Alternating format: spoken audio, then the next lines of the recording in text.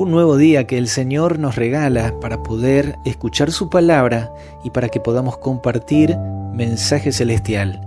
Y estamos cerrando ya esta semana con las temáticas sobre las reflexiones del santuario. Hoy tenemos el último tema, pero antes de ello quiero invitarte para que a partir de mañana, Dios mediante, y a lo largo de toda la semana podamos meditar en la nueva temática que estará enfocada en las profecías acerca del Mesías, en especial manera aquellas profecías que anunciaban su primera venida a este mundo. Hecha la invitación, espero que puedas tomarte ese tiempo cada día para poder acompañarnos con cada reflexión y que a su vez también la puedas compartir con tus contactos, con tus seres queridos y amigos, para que de esa manera otros más también puedan recibir las bendiciones de nuestro Padre Eterno. Y ya terminando en este recorrido en el santuario, hemos avanzado desde el atrio, la parte exterior, que representa la obra de Cristo en este mundo.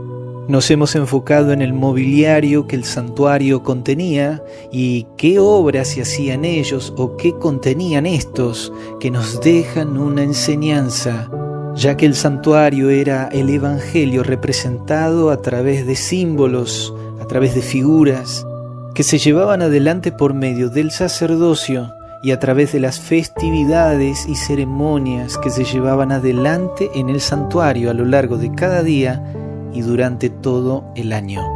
Y ya habiendo visto y meditado en el mobiliario que se encontraba en primer lugar allí en el atrio, en la parte externa, ingresamos en el tabernáculo, en la primera parte, que era el lugar santo, y allí también pudimos extraer enseñanzas de aquellos 3 muebles que estaban allí, para llegar a este último, en la última dependencia del santuario, en el corazón mismo, donde se manifestaba la presencia de Dios, en el lugar santísimo. Allí había un solo mueble, sobre el cual la gloria de Dios se hacía visible.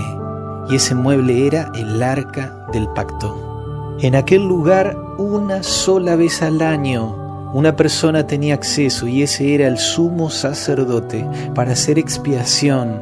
Significa hacer purificación del pecado que quedaba registrado en el santuario tras aquellas ofrendas que día tras día se ofrecían. De manera simbólica, los pecados de las personas eran transferidos a aquellos animales, a aquellas víctimas que eran sacrificadas y que con su sangre los sacerdotes oficiaban dentro del tabernáculo, delante de la presencia de Dios, y de esa manera, simbólicamente, los pecados quedaban registrados en el santuario, y una vez al año era necesario hacer lo que se llamaba el día de expiación, de purificación. Y es allí donde el sumo sacerdote ingresaba en el lugar santísimo delante del arca del pacto. Es también en el libro de Éxodo capítulo 25, versículos del 10 al 22, que Dios le da especificaciones a Moisés acerca de este mueble. De hecho, fue el primero que Dios le detalla, dándole importancia a este mueble sobre los demás. Harás, dice el verso 10, también un arca de madera de acacia. La cubrirás de oro, dice el verso 11, y a continuación cada versículo da detalles acerca de ese mueble tan particular. Pero necesitamos destacar lo que dice en el verso 16 y 17. Dios le dice: pondrás en el arca el testimonio que yo te daré, y harás un propiciatorio de oro fino. ¿Cuál era ese testimonio que debía estar dentro del arca? Allí el mismo libro de Éxodo capítulo 31, verso 18, dice que Dios le dio a Moisés, cuando acabó de hablar con él en el monte de Sinaí, 2 tablas del testimonio, tablas de piedra escritas con el dedo de Dios. El testimonio se le llamaba a los 10 mandamientos. Los 10 mandamientos escritos en tablas de piedra debían estar dentro del arca. Allí, en el arca, era donde se manifestaba la gloria de Dios. La ley de Dios son los principios de su reino. Y de hecho el arca simbolizaba el trono de Dios. La ley de Dios, el testimonio, reflejaba el carácter de Dios, la santidad del Rey de los cielos y la justicia. Pero también Dios dijo que el arca debía tener por encima una cubierta, una tapa llamada propiciatorio, una cubierta de oro con 2 querubines labrados por encima. Allí esa cubierta simbolizaba la gracia y la misericordia de Dios. Reflejaba cómo Dios era propicio a ofrecer misericordia y gracia para el pecador. Allí en el arca estaban contenidas juntas la ley y la gracia, la justicia, pero también la misericordia, la santidad de Dios, como asimismo también su amor. En muchos círculos cristianos se hace una disociación de estas dos manifestaciones de Dios que han estado juntas desde que el hombre cayó en pecado. La ley de Dios no podía ser quitada, pero se añade a esa ley quebrantada la misericordia y la gracia de Dios desde el primer momento que el pecado entró en este mundo. En el libro de Romanos capítulo 6 versos 14 y 15 dice Pablo: porque el pecado no se enseñoreará de vosotros, pues no estáis bajo la ley, sino bajo la gracia. ¿Qué pues? ¿Pecaremos porque no estamos bajo la ley, sino bajo la gracia? En ninguna manera. ¿A qué se refiere Pablo cuando dice ya no estamos bajo la ley, sino bajo la gracia? En realidad, cuando entendemos que la definición de pecado, según 1 de Juan capítulo 3, verso 4, es que pecado es infracción de la ley, transgresión de ella, entonces entendemos de que cuando Pablo dice no estamos bajo la ley, significa que no estamos bajo la condenación de la ley, pero no en el sentido de que ya no tenemos ley. Es por eso que en el versículo 15 él pregunta: ¿pecaremos porque no estamos bajo la ley, sino bajo la gracia? ¿Está queriendo decir, ya que no estamos bajo la condenación de la ley, la podemos transgredir? En ninguna manera, dice Pablo, porque la gracia no nos exime de que hay una ley aún presente que debemos obedecer por el poder de Cristo Jesús. La misma idea presenta Pablo en el capítulo 3 del libro de Romanos, versículos 24 y 25, él dice, siendo justificados gratuitamente por su gracia. Ahí está la cubierta que estaba sobre el arca.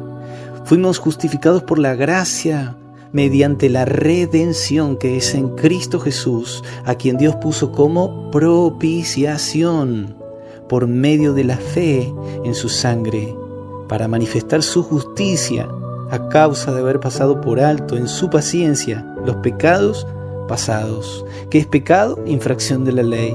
Lo que está diciendo aquí es que la gracia de Cristo nos cubre como aquella cubierta cubría el arca, y que además Jesús es nuestra propiciación, como aquel propiciatorio que cubría en el arca la ley quebrantada por el pecador.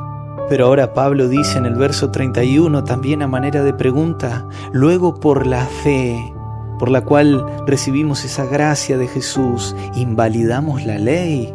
En ninguna manera, sino que confirmamos la ley. Y aquí vemos que Pablo tenía el mismo mensaje que simbolizaba el arca del pacto. La ley y la gracia estaban juntas allí. Y recordando lo que hemos meditado en el primer tema de esta serie, donde claramente sabemos de que no hay ya un santuario terrenal como lo había en el antiguo Israel, sino que hoy es tu vida, es tu corazón, es tu mente, el lugar donde el Espíritu Santo quiere morar. Según 1 Corintios capítulo 3, verso 16, donde dice Pablo, ¿no sabéis que sois templo de Dios y que el Espíritu de Dios mora en vosotros? Y la pregunta es, ¿qué crees que hará el Espíritu Santo cuando pueda morar en tu vida? Después de haber aceptado a Jesús por la gracia de Dios, por medio de la fe, ahora el Espíritu Santo, según dice el libro de Hebreos, capítulo 10, versículos 15 y 16, y nos atestigua lo mismo el Espíritu Santo, porque después de haber dicho, Este es el pacto que haré con ellos después de aquellos días, dice el Señor. Pondré mis leyes en sus corazones y en sus mentes las escribiré. Ahora la ley de Dios ya no está contenida en un arca aquí en la tierra, sino que tiene que estar en tu mente y en tu corazón. Porque la gracia de Cristo habrá cubierto tus pecados pasados para poder vivir ahora conforme a sus principios. Y de esa manera, la fe en el Hijo de Dios, su preciosa sangre, te permite acercarte al trono de la gracia en el santuario celestial, donde el sumo sacerdote, nuestro amado Jesús, intercede. Verso 19 dice: así que, hermanos, teniendo libertad para entrar en el lugar santísimo por la sangre de Jesucristo. Verso 22 dice: acerquémonos con corazón sincero, en plena certidumbre de fe, purificados los corazones de mala conciencia y lavados los cuerpos con agua pura. Y yo quiero invitarte para que en ti, al igual que lo era en el arca de Dios, se puedan manifestar en tu vida la gracia de Cristo Jesús, su misericordia que pueda ser recibida en tu corazón, pero asimismo también que la ley de Dios pueda estar impresa en tu mente y que en tu corazón pueda haber un sentir de querer vivir con fidelidad los principios de esa ley maravillosa que Dios nos ha dejado, que reflejan ni más ni menos el carácter de Dios, su justicia y su santidad. Que Dios te bendiga.